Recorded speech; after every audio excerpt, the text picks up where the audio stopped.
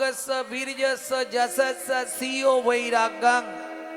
ছটা গুণকে যে জয় করতে পেরেছে সে হয়েছে ভগবান। শুধু তাই নয়, গুণেতেও অনেক বেশি। মানুষের গুণ কতগুলো হয়? 10টা ভালো গুণ নাকি? 15টা হোক, 20টা হোক, 30টা হোক, মানুষের গুণ কতগুলো? দেখতে ভালো, হাসি ভালো, চোখ ভালো, নাক ভালো, কথা ভালো, শিক্ষায় ভালো, সোশ্যাল কাজে ভালো, পরিচিতি ভালো, লোকের কথা শোনে ভালো, কথা বলে ভালো, হাসে ভালো, খায় ভালো। এখন ভালো ভালো ভালো ভালো করতে গেলে মানুষের গুণ কতগুলো ভালো হতে পারে বাবা? 30টা না তারও বেশি হবে? আচ্ছা বেশি করে দিই, 50টা। মানুষের গুণ 50টা, দেবতাদের গুণ 55টা, নারায়ণের গুণ 60টা। এর উপরে আর কেউ নেই। একমাত্র কৃষ্ণের গুণ হলো 64টা।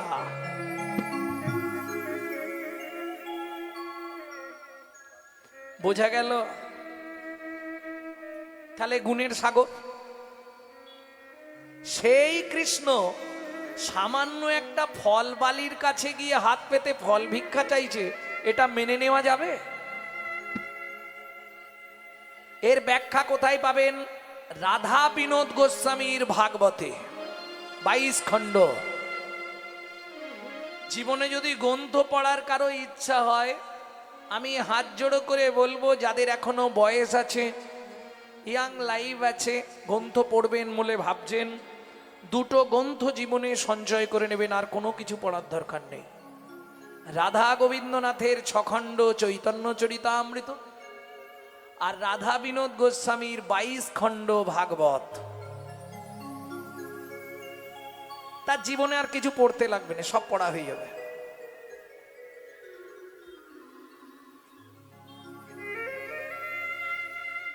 আঠেরো পুরাণের শ্রেষ্ঠ পুরাণ হচ্ছে শ্রীমদ্ ভাগবতামৃত। সেইখানে রাধা বিনোদ গোস্বামীজি লিখছেন, স্বয়ং ভগবান হয়েও সামান্য একজন ফলবালির কাছে হাত পাচ্ছে, এটা কেমন দেখায়নি? কত যোগী, কত মুনি, কত ঋষি, কত সাধু ভগবানকে খাওয়াবার জন্য দিনরাত কাঁদছে। কাঁদছে না মা? আমার মায়েরা কত কিছু রান্না করে, ক্ষীরের পায়েস, ভালো ভালো খাবার রান্না করে ভগবানকে দেয়, খাও খাও খাও, খায়। আর সামান্য একটা ফল খাবার জন্য ওইভাবে হাত পাতবে কেন? পূর্বের প্রতিশ্রুতি করিতে পূরণ, করিতে পূরণ, হাত পাতি ফল মাগে ও যদু নন্দ, ও যদু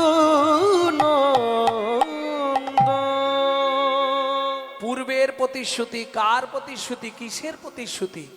একটু ধৈর্য ধরে বসুন, আমি বলে দিচ্ছি। চন্দ্রকান্ত নামে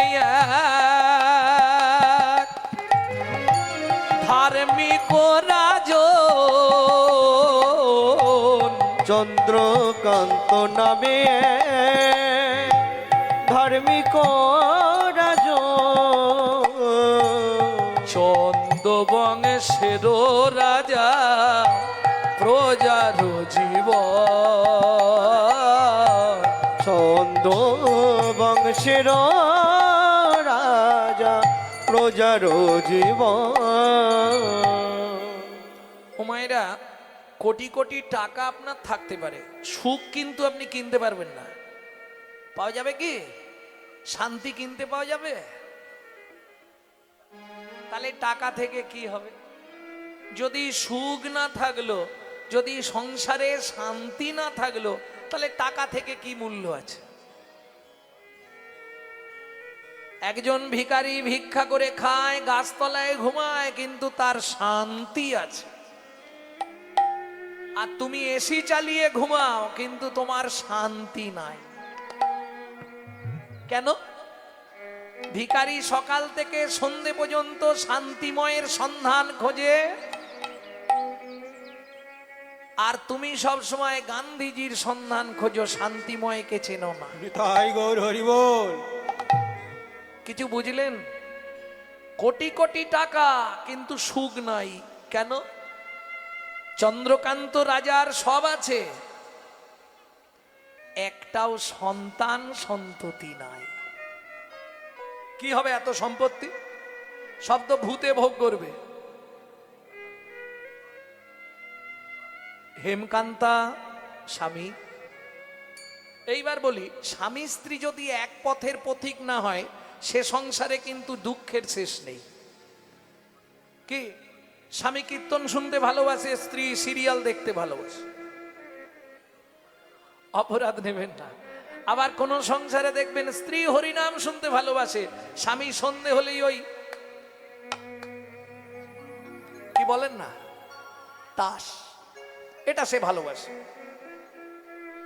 দুজন এক পথের পথিক হলে সে সংসারে শান্তি আসে। আর দুজন যদি দুদিকে যায়, কারণ নারী হচ্ছেন দুই গতি, একটা সামঞ্জস্যা, একটা অসামঞ্জস্যা। সামঞ্জস্যা নারী কারা বলবো? রাগ করবেন না তো? স্বামীর আয় 12,000, ও 12,000-এই সংসার মেনটেন্স করবে, চালাবে। অসামঞ্জস্যা নারী, স্বামীর আয় 12,000, ওর মাসে খরচ 24,000। এটা অসামঞ্জস্যা নারী। বাকি 12,000 কোথা থেকে আসবে? কেন? গ্রুপ লোন, বন্ধন নিয়ে নে না, তারপর দেখা যায়। এদিকে নেই, গ্রুপ লোন নেই।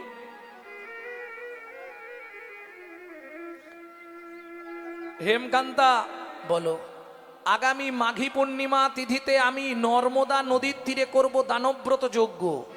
এই যজ্ঞে যে যা চাইবে তাকে তাই দেওয়া হবে। তুমি রাজি? বলে, স্বামী শুধু রাজি নয়, তোমার এই কাজে আমার একদম সহমত রইল। এত সম্পত্তি কি হবে? তার থেকে প্রজাদেরকে দিয়ে দাও।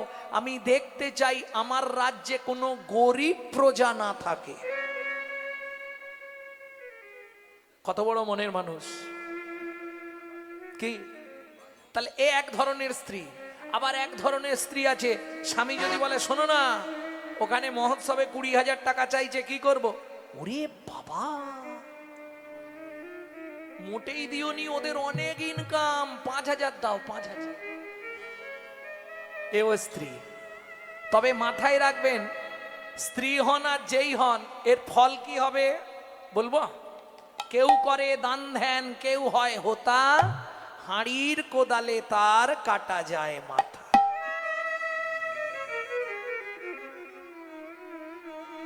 এ হাত দিলে এ হাত জানবে না, এটা মাথায় রেখো।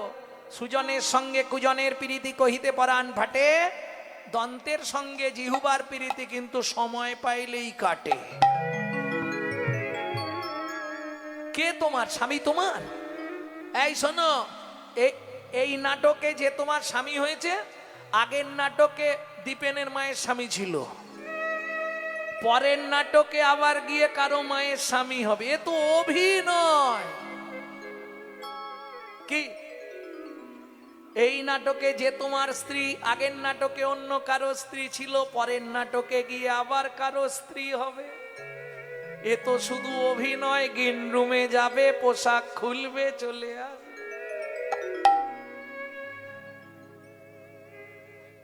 হ্যাঁ গো, হাসছো তোমরা?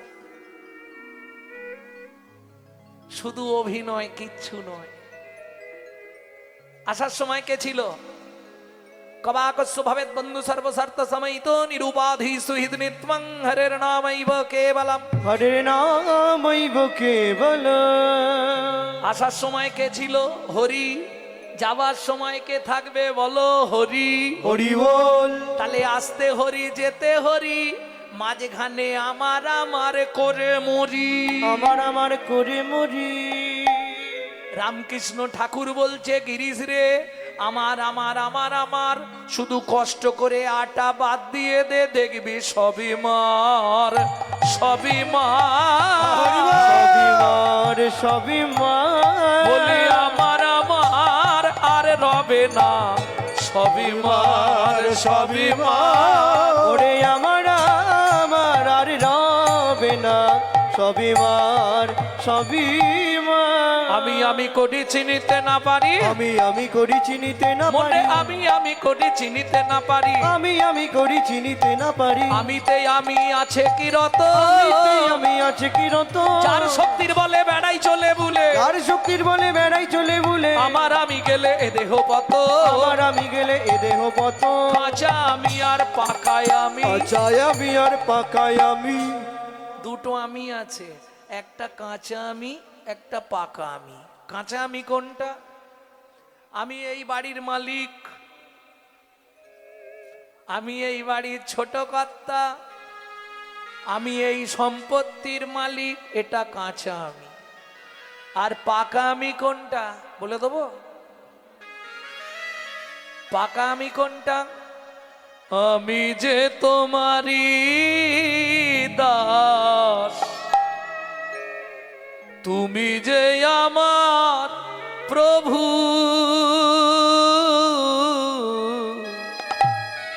এ কথাটি কোনো দিন জীবনের কোনো দিন ভুলে না যাই কভু, ভুলে না যাই কভু। আমি যে তোমারই দাস, তুমি যে আমার প্রভু, এ কথাটি কোনো দিন জীবনের কোনো দিন ভুলে না যাই কভু, ভুলে না যাই কভু। ভুল করে যদি ভুলে যাই, কেসে ধরে টেনে নিয়ে দিও একটু ঠাঁই দয়াল, দিও একটু ঠাঁই। ভুল করে যদি ভুলে যায়, এসে ধরে টেনে নিয়ে দিও একটু ঠাঁই দয়াল, দিও একটু ঠাঁই। এই আমিটা ভালো, আমি তোমার দাস, তুমি আমার প্রভু। এই ভাব রাখতে পারলে তুমি বেঁচে গেলে। মন্ত্রী ঢাঁটরা দিয়ে দিল, মাঘী পূর্ণিমার দিন একে একে সবাই এসে হাজির। যে যা চাইছে রাজা তাকে তাই দিচ্ছে। বলো তুমি কি নেবে?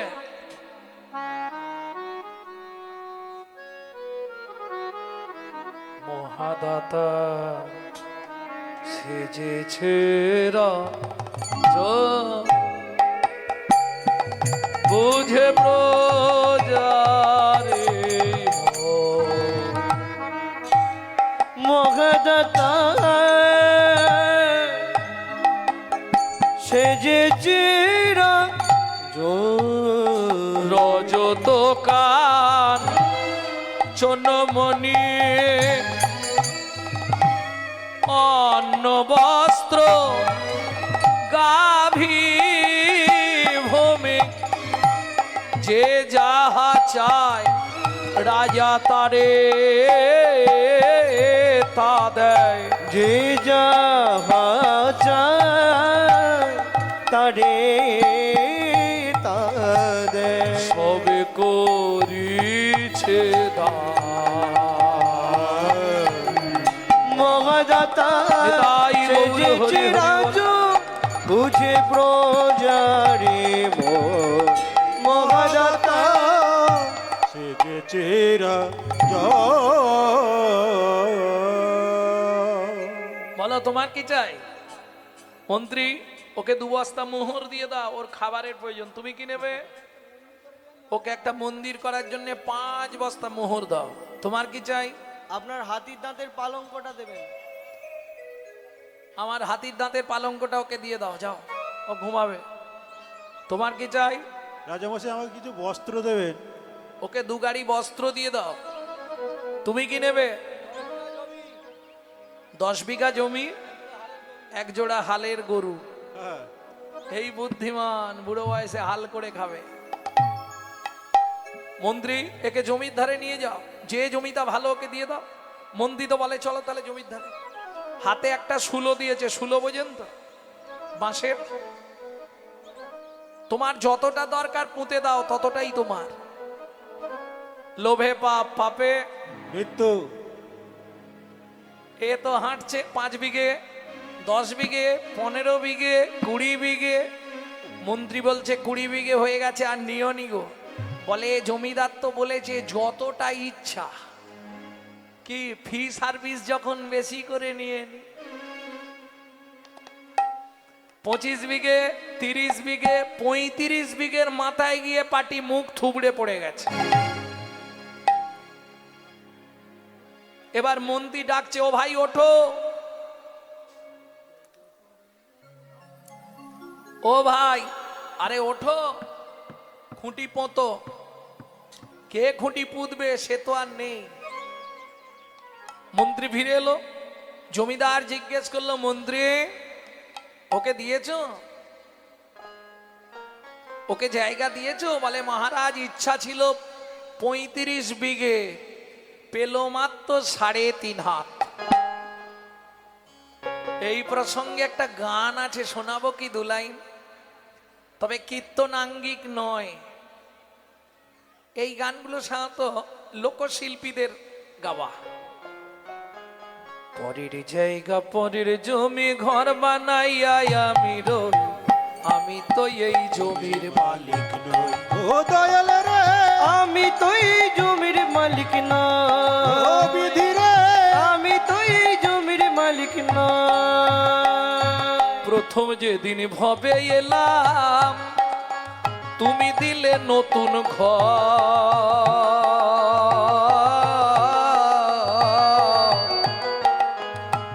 ঘরের কথা ভাবতে ভাবতে, ঘরের কথা ভাবতে ভাবতে, ঘরের কথা ভাবতে ভাবতে, ঘরের কথা ভাবতে ভাবতে তোমায় করলাম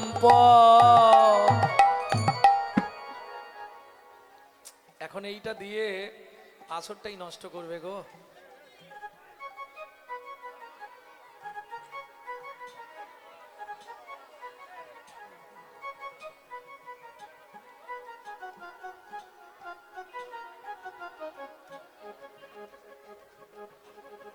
ভক্তমণ্ডলী, ভক্তিমতী মায়েরা, এইবার আপনারা বলতে পারবেন আপনার ঘরের দরজা কবে খুলেছিল? দেখি কেউ একজন বলুন, তাহলে আজ থেকে কীর্তন ছেড়ে দিয়ে তার বাড়ি সারা জীবন ঝাড় দেব। কেউ যদি বলতে পারেন আপনার ঘরের দরজাটা কবে খুলেছে? বলতে পারবেন না? কেন পারবেন না? মায়ের পেটে থাকাকালীন দরজা খুললে তবে বাচ্চা বাইরে আসার জন্য ছটপট করে। আচ্ছা, তাহলে খোলার ডেট বলা যাবে না, বন্ধের ডেটটা তো বলতে পারবেন। বলুন আপনার দরজা কবে বন্ধ হবে?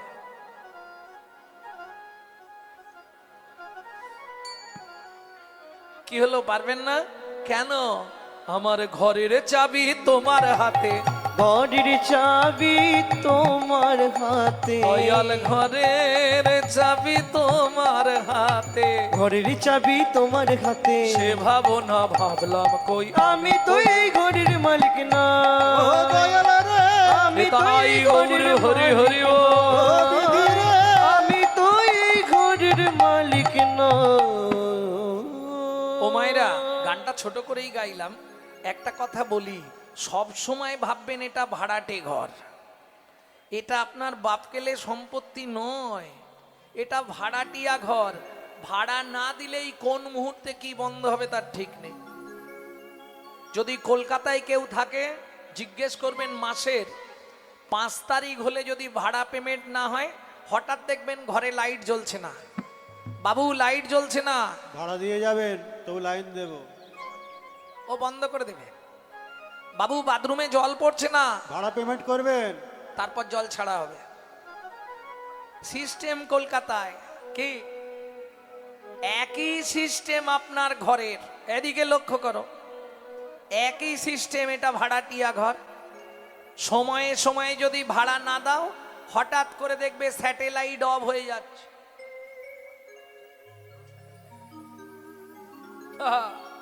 বাথরুমে জল বন্ধ হয়ে যাবে, কিডনি ড্যামেজ, পেট ফুলে যায় ঢাক। এটা মাথায় রেখো। অতএব টাইমে টাইমে ভাড়া দিয়ে দিও। কিচ্ছু করা, গুনগুন গুনগুন করে হরিনাম করবে। আনাজ করছো, হাতে কর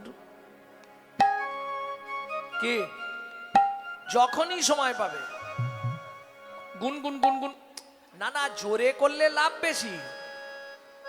পিঁমড়ে, টিকটিকি, গিরগিটি, ব্যাং, মশা, মাছি, যত ওই কীট পতঙ্গরা শুনলে উদ্ধার হবে, কিন্তু জোরে করলে আবার ঝামেলা আছে। কেন? আস্তে। হিন্দুদের চরম শত্রু তো হিন্দুরা, পাশের বাড়ি থেকে অবজেকশন দেবে, আমার মেয়ে পড়ছে, গুনগুন করে করবেন, তাতেও লাভ। মজাটা কোথায় জানেন? দেখে খাও না দেখে খাও, চোখ চেয়ে খাও, চোখ বন্ধ করে খাও, আলোতে খাও, অন্ধকারে খাও, শুয়ে খাও, বসে খাও, হেসে খাও, কেঁদে খাও, নিম পাতা যেভাবে খাবেন যেমন তিতো লাগে, হরিনাম যেভাবে বলবেন তাতেই কাজ হবে। তাই গৌর হরিবল। হরিবল। আমি বলছি না, চৈতন্য ভাগবতে বৃন্দাবন দাস ঠাকুর লিখছে, হেলায় শ্রদ্ধায় যে বা লয়নি তায়ের নাম, তার কাছে বিকাই তারে দেখাই যুগল রাধেশ্যাম।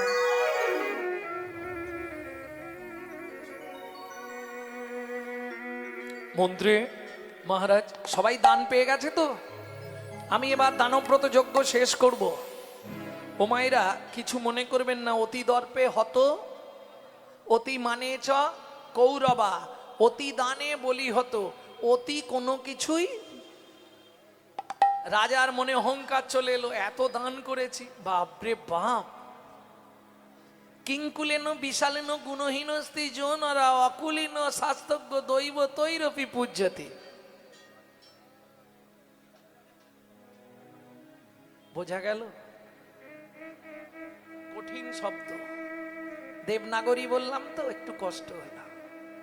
কিঙ্কুলেন বিশালেন গুণহীনস্তি জনরা, বিশাল বংশে জন্মগ্রহণ করেছে, চ্যাটার্জি বাড়ির ছেলে, আর সন্ধ্যের পরেই রাস্তা দেখতে পায় না।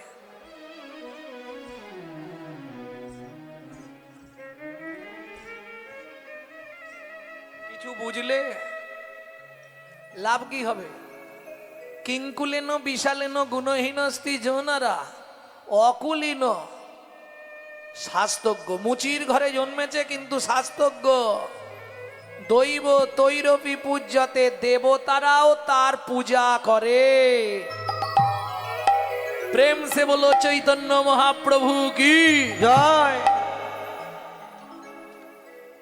রাজা তুলসী পাতা গঙ্গা জল হাতে নিয়েছে। এইবার দানব্রত যজ্ঞ শেষ করে রাজা তবে জল স্পর্শ করবে। মন্ত্রী বললেন, মহারাজ একবার জেনে নিন কেউ বাকি আছে কিনা। রাজা চন্দ্রকান্ত বললেন, হ্যাঁ গো প্রজাগণ, সকাল থেকে দানব্রত যজ্ঞ চলছে, কেউ কি দান পেতে বাকি আছো? আমি আছি গো মহারাজ। আমি আছি গো, আমি এখনো বাকি আছি, বাকি আছি, বাকি আছি, বাকি আছি। মন্ত্রী কে বলছে বাকি আছি? আসছি মহারাজ। এইবার মজাটা দেখো।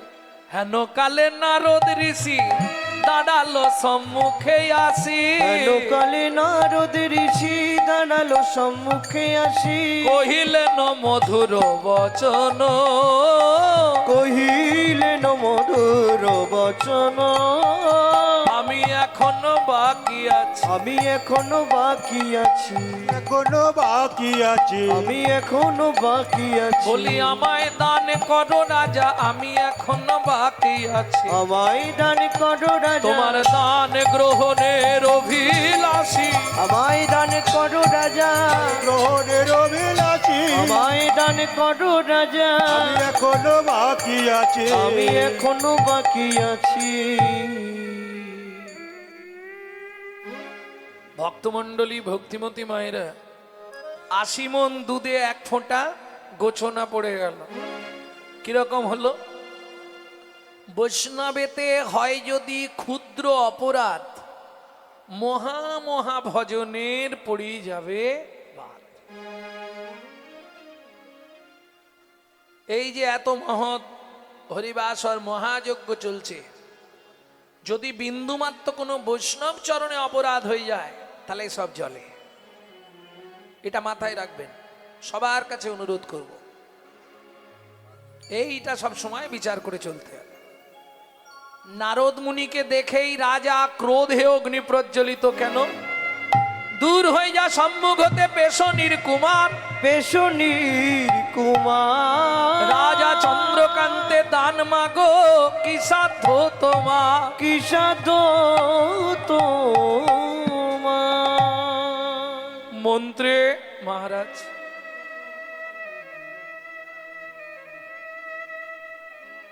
ওকে দূর করে তাড়িয়ে দাও। রাজা চন্দ্রকান্তের কাছে দান চাইছে, ওর এত বড় স্পর্ধা। শুনুন মহারাজ, আপনার মন্ত্রী ঢাঁটরা দিয়েছিল বলে আমি দান চাইতে এসেছি, না হলে আমি আসতাম। যদি না বলতো আমি আসতাম না, বলেছে বলেই আমি এসেছি। ভক্তমণ্ডলী, ভক্তিমতী মায়েরা, নারদ মুনি মনক্ষুণ্ণ হলেন, বৈষ্ণব অপরাধ হয়ে গেল। তবে শুনে রাখো মহারাজ, যে ব্যবহার আপনি আমার সঙ্গে করলেন, আগত জন্মে আপনাকে নিষাদ কুলে চণ্ডালের ঘরে জন্ম নিতে হবে।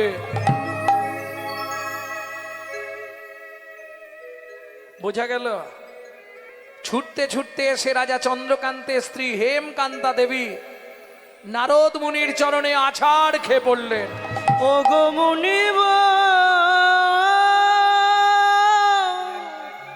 একই অভিশাপ তুমি দিলে, ক্ষমা করো। না জেনে না বুঝে আমার স্বামী তোমার চরণে কঠিন অপরাধ করেছে। তুমি তো কৃপাময়, করুণা করে এই অভাগীরে কৃপা করো।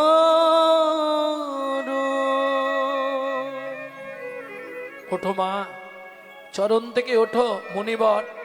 আমি জানি বৈষ্ণব অপরাধের ক্ষমা নাই। নিষাদ কুলে চণ্ডালের ঘরে জন্ম নেব তাতে কোনো কষ্ট নেই মুনিবর, কিন্তু এ জন্মে সবাই বলে বন্ধা রমণীর মুখ দেখা মহাপাপ। যে কুলেই জন্মাই, আপনি আমাকে একটা আশীর্বাদ করুন। বলো মা, কি চাও তুমি? হেমকান্তা দেবী হাত পেতে বললেন, মুনিবর কি চাইবো? শুধু একটি সন্তান পাই যেন মুনি, সে তো হরি ভক্ত হয়। একটি সন্তান পাই যেন মুনি, সে তো হরি ভক্ত হয়। তুমি এই কৃপা কর মুনি, ত্রিভুবন করবে জয়। একটি সন্তান পাই যেন মুনি, হরি ভক্ত হয়।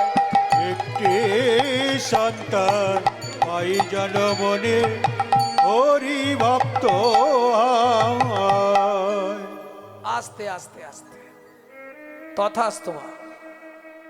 ভগবান তোমার ইচ্ছা পূর্ণ করবে। এত বলি নারদ মুনি করিল গমন, করিল গমন। রাজা রানী হইল দোহার একতে মরণ। একত্রে মরণ। ও মায়েরা, পৃথিবীতে কি এমন ব্রত আছে যেটা করলে স্বামী স্ত্রী একসঙ্গে 7 জন্ম থাকা যায়?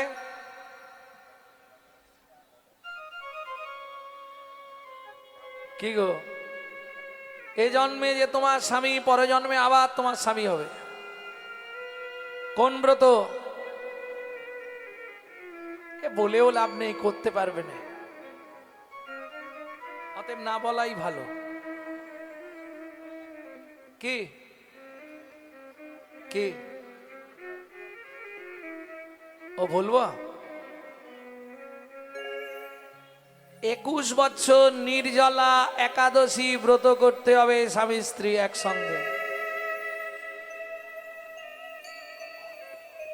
যদি করতে পারো তাহলে 7 জন্ম একসঙ্গে থাকবে। যারা জ্বালায় জ্বলছে তারা বলবে বাবা দরকার নেই আর।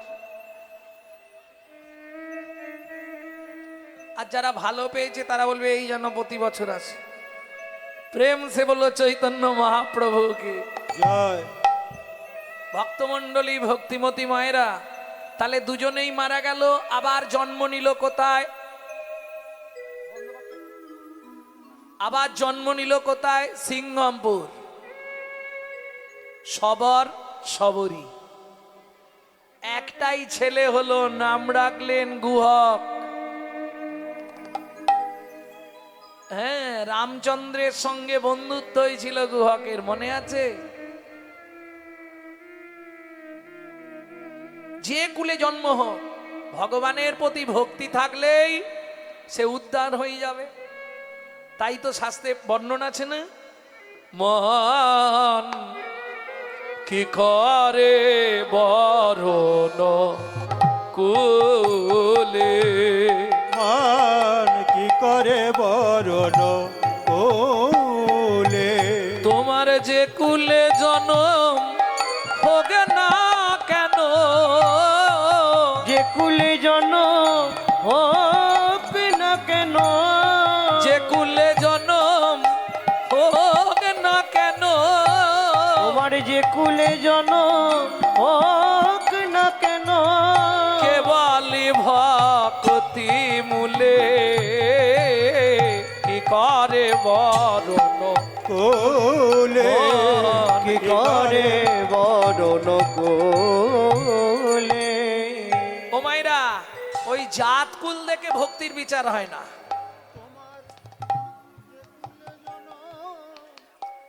কেমন?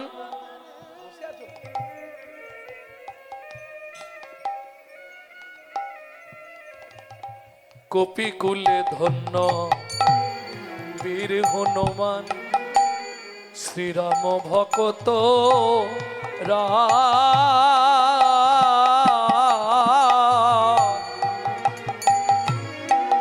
কপিকুলে ধন্য বীর হনুমান, সে রাধারা। কপিকুলে ধন্য বীর হনুমান, শ্রীরাম ভকত কপিকুলে ধন্য বীর হনুমান, শ্রীরাম ভকত ওগো রাক্ষস হইয়া বিভীষণ বৈশে, রাক্ষস হইয়া বিভীষণ বৈশে, রাক্ষস হইয়া বিভীষণ বৈশে, রাক্ষস হইয়া বিভীষণ বৈশে, ঈশ্বর সভার মা, রাক্ষস হইয়া ভীষণ বসে, ঈশ্বর সভার মা, বলো না কেমন আহা, দৈত্যের ঔরসে প্রহ্লাদ জনমী, ভুবনে রাখিল যশ।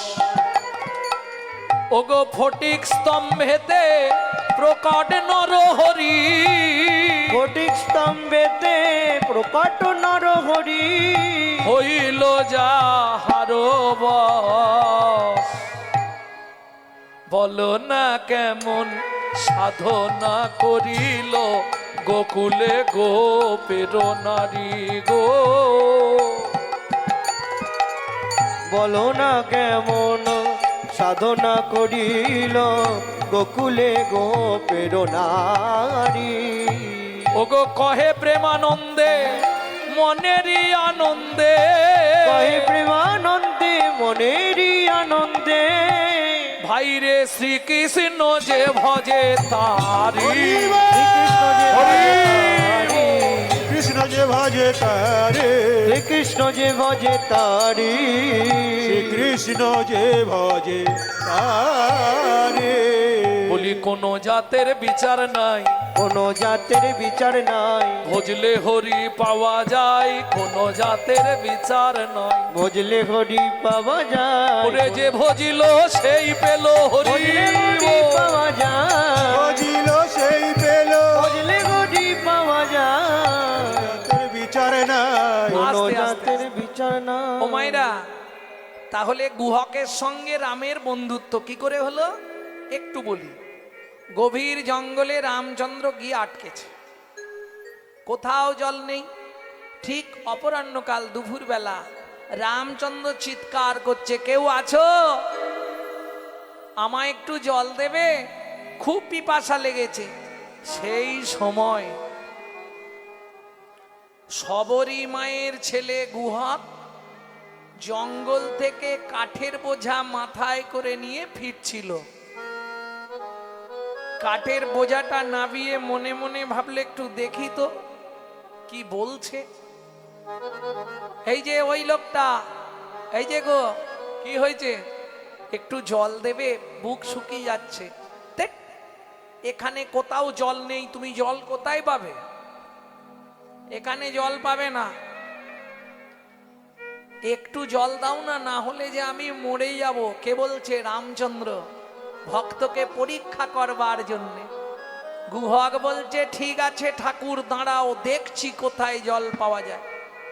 আস্তে, বাচ্চা ছেলের বুদ্ধি তো, একটা কচু পাতা ছিঁড়েছে, কচু পাতা চেনেন তো? ওই কচু পাতাটাকে চোখের নিচে ধরেছে আর তর্জনী আঙুলটা দিয়ে চোখে ঘষা দিয়ে দিয়ে জল বার করছে। রামচরণ সুখ দায় ভজমন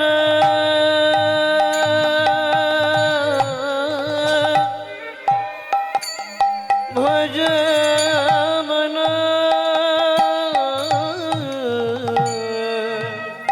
ভজমন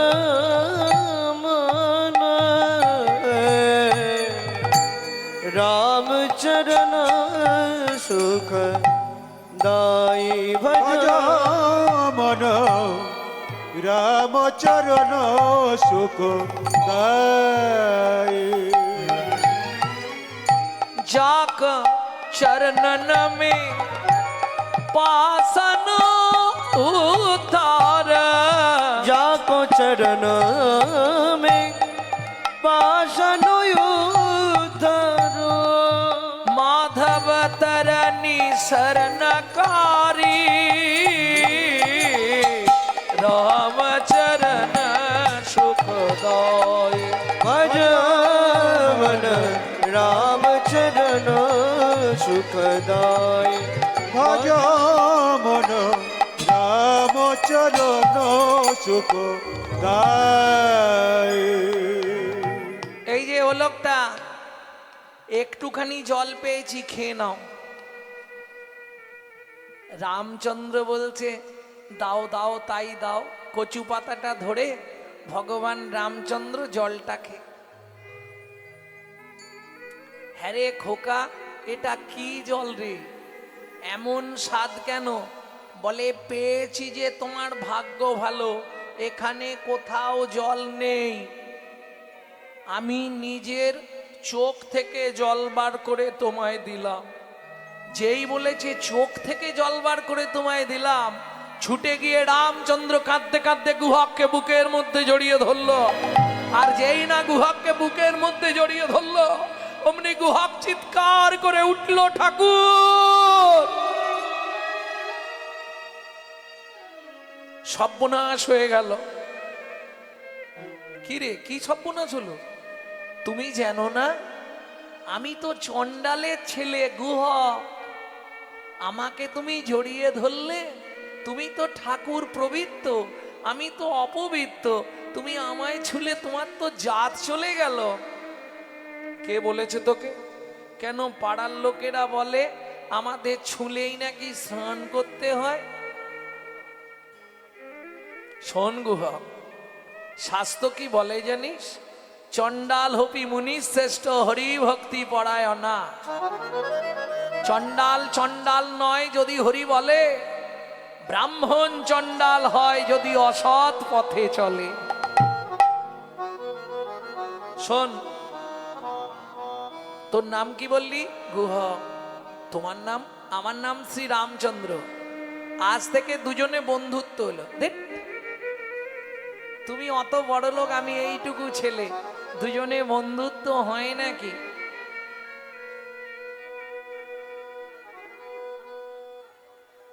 দুজনে বন্ধুত্ব হয়?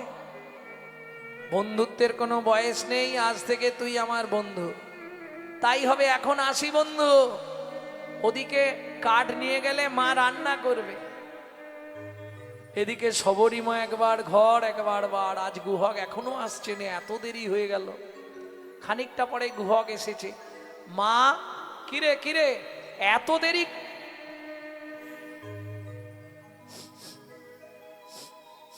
গুহক, তুই কোথায় গেছলি? কেন মা, তোর গা দিয়ে একটা গন্ধ উঠছে। জানো মা, দেরি হয়ে গেল তো, এই কাঠ নিয়ে আসছিলাম, একটা লোক জঙ্গলের মধ্যে বিপদে পড়েছে, চিৎকার করে কাঁদলো, বললে একটু জল দাও, একটু জল দাও। কি করব? কচু পাতা ছিঁড়ে চোখ থেকে জল বার করে তাকে খাওয়ালাম। লোকটা খুব খুশি হয়েছিল, আমাকে জড়িয়ে ধরেছিল। সবরীমা চমকে উঠলো। কেন? মনে মনে বলছে, গুহক রে, ও গুহক রে,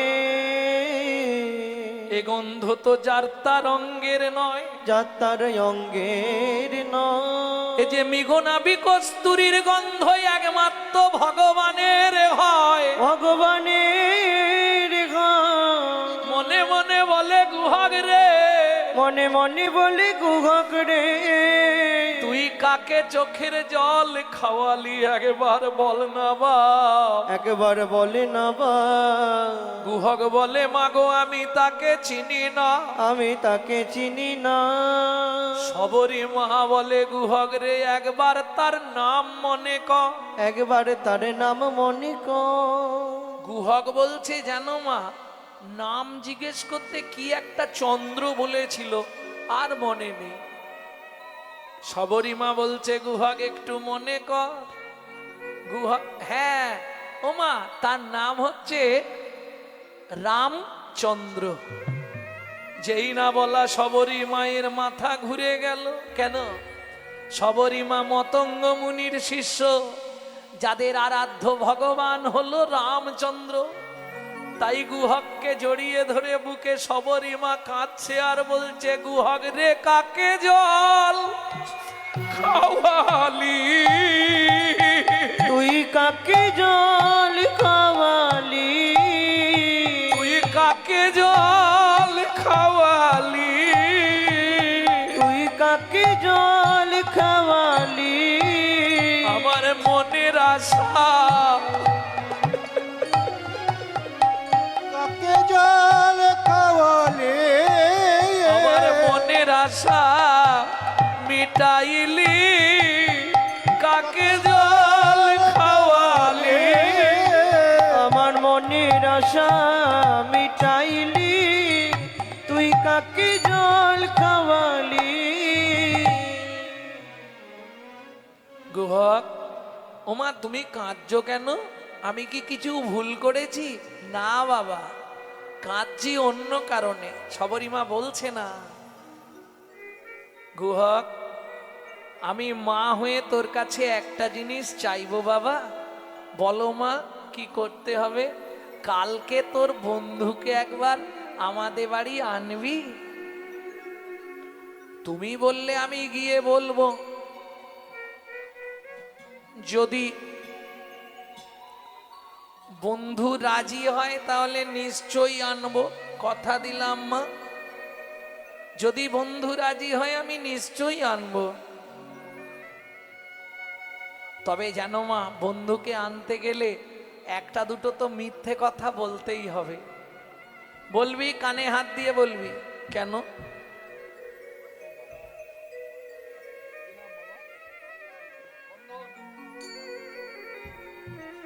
কি না, আমি বন্ধন।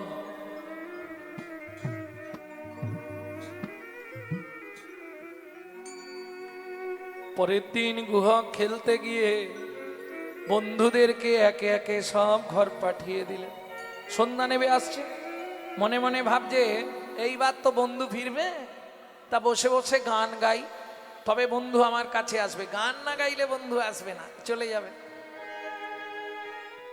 ভক্তমণ্ডলী, ভক্তিমতী মায়েরা, আমার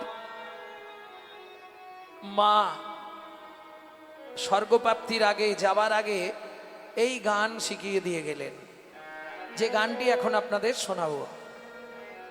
গুহক গাইছে, লুকিয়ে তোমায় রাখবো ঠাকুর আমার হিয়া মাঝে, লুকিয়ে তোমায় রাখবো ঠাকুর আমার হিয়া মাঝে। আমি মনে মনে তোমার পূজা, আমি মনে মনে তোমার পূজা করব সকাল সাজে,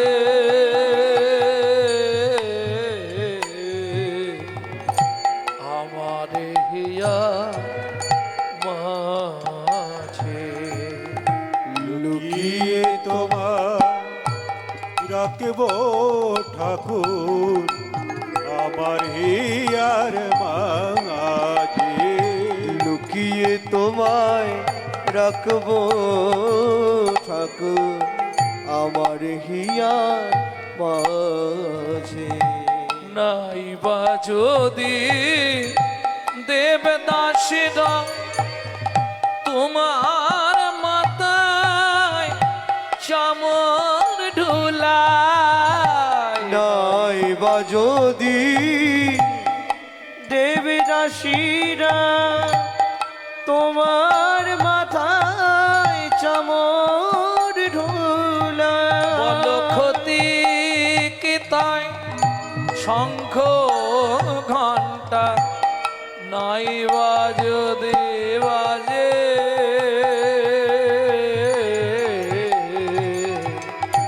আমার হিয়া মাঝে লুকিয়ে তোমায় রাখবো নিতাই গৌর হরি হরি হরি বল। হিয়ার মাঝে, লুকিয়ে তোমার রাখবো ঠাকুর আমার হিয়ার মাঝে। এই গুহক, এখনো গাছের তলায় বসে আছিস? কে বলছে? রামচন্দ্র। বাড়ি যাবি না? গুহক কানটা ধরে বলছে, ঠাকুর পায়ে লেগেছে, হেঁটে যেতে পারছি না। ভগবান বলে, তাহলে এক কাজ কর, আমি তোকে কাঁধে করে দিয়ে আসবো। গুহক বলে, তাহলে তো ভালোই হয়। কেন? যেই ভগবান আমাকে কাঁধে করে নিয়ে বাড়িতে দিতে যাবে, তাহলে মাকে ডেকে বন্ধুকে দেখিয়ে দিতে পারবো। আর ভগবান মনে মনে বলছে, গুহক রে, আমারও ভালো হয়। কেন জানিস? সেদিন তুই আমাকে চোখের জল খাইয়েছিস, আজকে যদি ছলে বলে কলে কৌশলে তোকে একবার কাঁধে তুলতে পারি, হরি বল। তোর চরণ দুটো বক্ষে ধরবো, আর ধরে নয়ন জলে ধোয়াইয়ে দেব, নয়ন জলে ধোয়াইয়ে দেব, নয়ন জলে ধোয়াইয়ে দেব, নয়ন জলে ধোয়াইয়ে দেব, তোর সেদিনের ঋণ শোধ করিব, নয়ন জলে ধোয়াইয়ে দেব, সেদিনের ঋণ শোধ করিব। বলি আয় আয় গুহক কাঁদে আয় রে, নয়ন জলে শোধ হরি। করিব, এ গুহক কাঁদে আয় রে, নয়ন জলে শোধ করিব, গুহক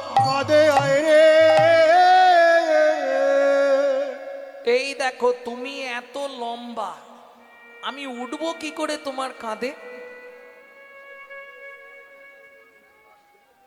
ভগবান বলছে তাহলে আমি বসছি, তুই পিঠে একটা পা দিয়ে ওঠ। গুহক বলছে না না, তোমার পিঠে পা দেব না। তাহলে উঠবি কি করে? আমি ওই গাছের ডালটায় গিয়ে বসছি, তুমি গাছের ডালটার নিচে দাঁড়াও, আমি টুক করে তোমার কাঁধে বসে পড়ব দুই দিকে পা দিয়ে। ভগবান বলছে ও গুহক, কি তুই যে এই বললি তোর পায়ে লেগেছে, তাহলে গাছে উঠবি কি করে? বলে ঠাকুর, গাছে ওঠা যাবে কিন্তু বাড়ি যাওয়া যাবে না। ভগবান বলে বুঝে নিয়েছি, ঠিক আছে ওঠ, ভক্ত যাতে খুশি হয়, ঠিক আছে ওঠ। গুহক গাছের ডালে উঠলো, রামচন্দ্র গিয়ে গাছের নিচে দাঁড়ালো, গুহক দুই দিকে পা দিয়ে রামচন্দ্রের কাঁধে বসলো। কি মজা! এবার গৌরচন্দ্রিকায় কারা ছিলেন শুনেছিলেন তো? সেখানে কি হয়েছিল?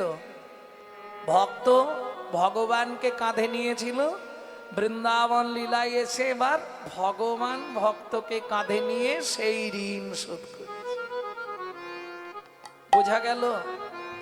গুহক তো ভগবানের কাঁধে বসেছে আর মাথাটা চেপে ধরেছে। খানিকটা গিয়ে বলছে ঠাকুর, কি আমায় নামিয়ে দাও। কেন রে? তুমি আমায় বইতে পারছো না, তুমি আমাকে বইতে পারছো না, আমি বুঝতে পারছি। কি করে বুঝলি? তোমার চোখ থেকে টপ টপ করে জল পড়ছে আমার পায়ে। ভগবান বলে না রে গুহক, সে কারণে কাঁদিনি। ঠাকুর তুমি আমায় নামিয়ে দাও বলছি, তুমি আমায় বইতে পারছো না, তোমার কষ্ট হচ্ছে। ভগবান বলে না রে গুহক, আমি কাঁদছি কেন জানিস? কেন? যেদিন ভিগুমুনি আমার বুকে লাথি মেরেছিল, লাথি মেরেছিল, সেদিন ভিগুমুনির চরণটা বুকে চেপে ধরে বলেছিলাম, ভিগুমুনি গো, ওগো ভিগুমুনি গো, তুমি লাথি মারলে তাতে কষ্ট নাই, তাতে কষ্ট না, তুমি আমায় একটা আশীর্বাদ করো, একটাই আশীর্বাদ করো। শুধু এ জন্মে নয়, প্রতি জন্মে জন্মে চরণে পাই গো, প্রতি জন্মে জন্মে ভক্ত চরণ পাই গো, প্রতি জন্মে জন্মে চরণ পাই গো, প্রতি জন্মে ভক্ত চরণ পাই গো। এই মিনতি জানাইলাম, প্রতি জন্মে চরণ পাই গো, এই মিনতি জানাইলাম, প্রতি জন্মে ভক্ত চরণ পাই গো। ও গুহক, ভিগুমুনি মাথায় হাত দিয়ে বলেছিল, ভগবান তুমি প্রতি জন্মে একবার করে ভক্ত চরণ পাবে।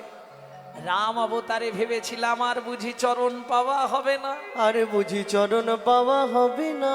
কিন্তু গুহক রে, তোর চরণটা বক্ষে ধরে এখন এত কান্না কাঁদছি কেন জানিস? কেন ঠাকুর? তাহলে শোন গুহক, যে যথা মাং প্রপদ্যন্তে স্ত্রাং তথৈব ভজম্মহম, মাং চ যোহি অব্যভিচারে না ভক্তি যোগে না সেবতে, ভক্তি যোগে না সেবতে, সগুণাম সমতি তৈতান ব্রহ্ম ভুয়ায় কল্পতে, ব্রহ্ম ভূয়ায় কল্পতে।